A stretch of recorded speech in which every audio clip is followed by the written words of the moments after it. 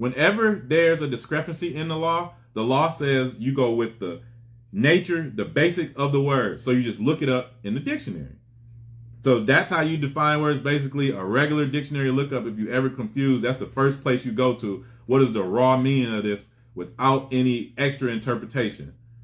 So now this is what they tell them in this case. They say, all right, how do you do a proper investigation if you only verify with the information that you have internally? That's not a proper investigation. So imagine this lady is on appeal.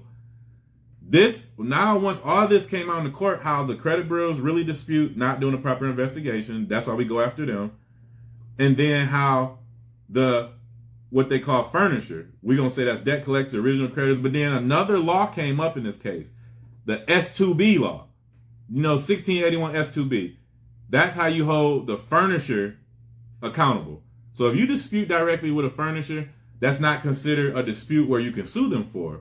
But if you dispute through the credit bureaus, then now you can hold them liable under 1681 S2B. That's the law. Please go look it up and understand it. Make yourself familiar with that.